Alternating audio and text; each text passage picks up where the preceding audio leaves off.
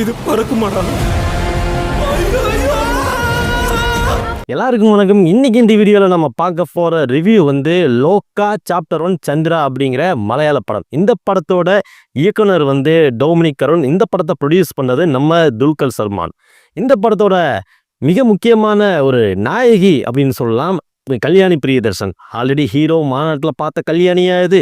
இந்த அளவுக்கு இந்த படத்தில் நடித்து மிரட்டி இருக்குதுன்னு சொல்லிட்டு நம்மளுக்கெல்லாம் வந்து ஒரு பார்க்குறக்கு ஒரு விசுவல் ட்ரீட்டாக இருந்துச்சு. அந்த அளவுக்கு எஃபர்ட் போட்டு கொடுத்த கதாபாத்திரத்தை நச்சுன்னு பண்ணியிருக்கு கல்யாணி பிரியதர்ஷன். இதுக்கப்புறம் அவங்களோட மார்க்கெட் வந்து வேற எங்கேயோ போயிட போகுது. ஸோ இவங்க தான் இந்த படத்தோட ஹைலைட்டு. ஸோ கதைக்குள்ளே போயிடலாம்.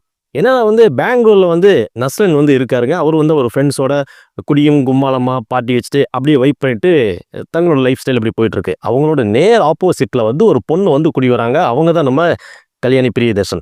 அதை பார்த்தோன்னே நம்ம நஸ்ரனுக்கு ரொம்ப ஆசையாயிருது. சூப்பரான ஒரு பொண்ணு, மாடலான ஒரு பொண்ணு, இவங்களை எப்படியாவது நம்ம லவ் பண்ணணும், கல்யாணம் பண்ணணும், பிக்கப் பண்ணணும் அப்படின்னு சொல்லிட்டு ஒரு பல கனவுகளோட ஆசைகளோட அடிக்கடி அந்த பொண்ணை ஃபாலோ பண்ணிட்டு போயிட்டுருக்கு. அப்படி அப்புறம் ஒரு கட்டத்துக்கு மேலே நம்ம நஸ்ரனுக்கு என்ன தெரிய வருதுன்னா, என்னடா இந்த பொண்ணு நம்ம நார்மல் லைஃப் ஸ்டைலு இல்லையே, இவங்க ஏதோ வித்தியாசமாக இருக்காங்களே, அடிக்கடி ஏதோ பார்சல் வந்துட்டு போயிட்டுருக்கு, அவங்க இருக்கிற சூழ்நிலையே கொஞ்சம் வித்தியாசமாக இருக்கேன்னு சொல்லிட்டு அப்படியே கொஞ்சம் கொஞ்சம் அனலைஸ் பண்ண தொடங்குறாரு.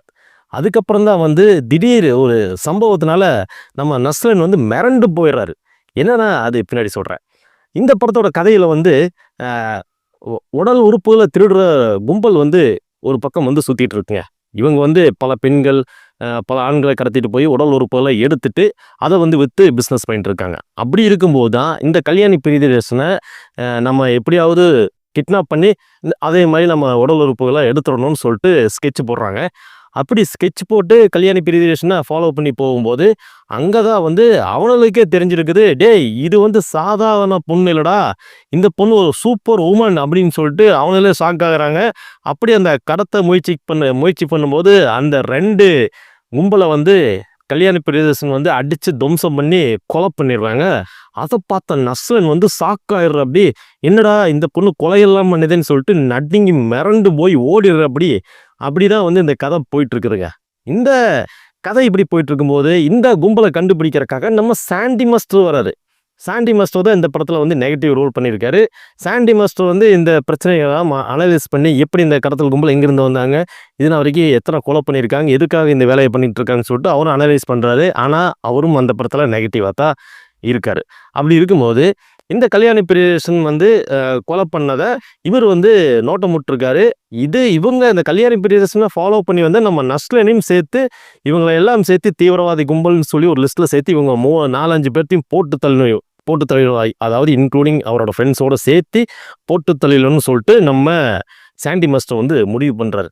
இப்படி கதை வந்து போயிட்டுருக்கிற போது ஒரு கட்டத்துக்கு மேலே இவங்க வந்து சாதாரண பொண்ணு இல்லை, இவங்க ஒரு சூப்பர் சக்தி படைத்த ஒரு அற்புதமான பெண். அதாவது இவங்களாம் எப்படி சூப்பர் ஹீரோஸ் எல்லாம் எந்த அளவுக்கு ஒரு பவர் இருக்கோ, என்ன சொல்கிறது, ஒரு மார்வலஸான ஒரு பவர் இருக்கும், அதே ஒரு பவர் வந்து இந்த பொண்ணுக்கும் இருக்குது அப்படிங்கிறது வந்து இவங்களுக்கு வந்து தெரிய வருது. அது யாருன்னா நம்ம நஸ்ரனுக்கும் அவரோட ஃப்ரெண்ட்ஸுக்கும் வந்து தெரிய வருது. அதனால் டேய் வேண்டாண்டா, இந்த பொண்ணு விட்டு நம்ம போயிடலாண்டான்னு சொல்லிட்டு ஒரு கட்டத்துக்கு மேலே முடிவு எடுக்கிறாங்க. ஆனால் எப்படி இந்த பொண்ணுக்கு இவ்வளோ சக்தி வந்துட்டு, ஏன் இந்த பொண்ணு வந்து நார்மலாக இல்லை, இதுக்கு பின்னாடி என்ன இருக்குங்கிறது ஒரு ஃப்ளாஷ்பேக் ஸ்டோரியில் வந்து சொல்கிறாங்க.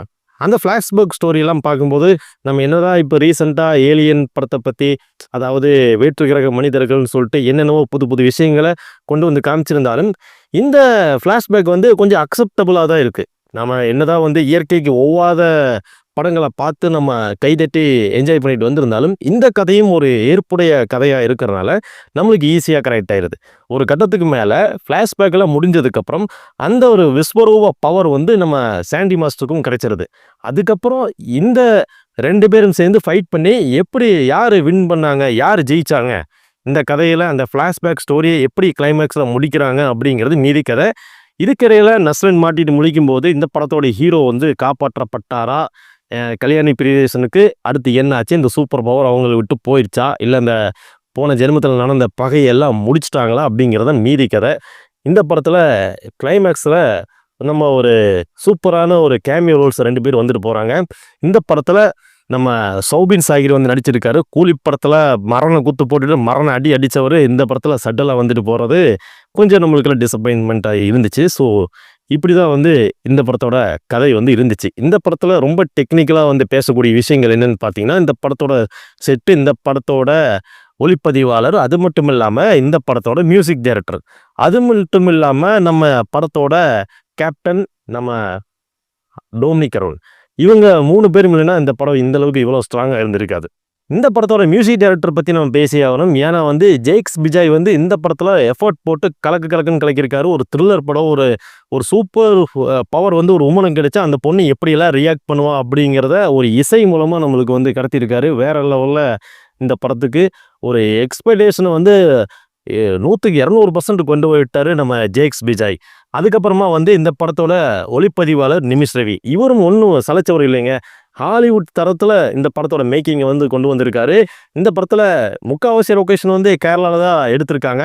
அதை வந்து வெளிநாட்டில் இருக்கிற மாதிரிலாம் வந்து சூப்பராக செட்டு போட்டு இந்த படத்துக்கு அற்புதமாக ஒர்க் பண்ணியிருக்காங்க நம்ம நிமிஷ் ரவி.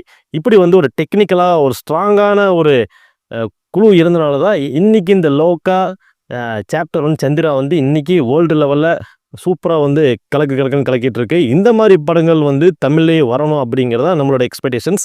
ஆல்ரெடி இந்த படத்தை பார்த்துட்டு என்னடா இது கேரளா படம் மாதிரியே இல்லையே, மலையாளிஸ் எல்லாம் மாறிட்டாங்களா, என்ன இவங்க தெலுங்கு படம் மாதிரியும் தமிழ் படம் மாதிரியும் இப்போல்லாம் எடுத்துகிட்டு இருக்காங்க, இவங்க இந்த மாதிரி ஒரு மேக்கிங்கை கொடுக்கவே மாட்டாங்களே, எப்போ இவங்க இந்த மாதிரி ஒரு கதைக்குள்ளே வந்தாங்க, எப்படி இந்த மாதிரி ஒரு டெக்னிக்கலி ஸ்ட்ராங்கான ஒரு படத்தை கொடுக்க முயற்சி பண்ணாங்கன்னு சொல்லிட்டு இன்றைக்கி தமிழ்லேருந்து ஹிந்தி வரைக்கும் இந்த படத்தை பார்த்து வாயை பிளந்து பார்த்துட்டு பாராட்டிட்டும் இருக்காங்க. ஸோ இந்த படத்தை நீங்களும் பார்த்து என்ஜாய் பண்ணுங்கள், குடும்பத்தோடு பார்க்கலாம், எந்த ஒரு பிரச்சனையும் இல்லை.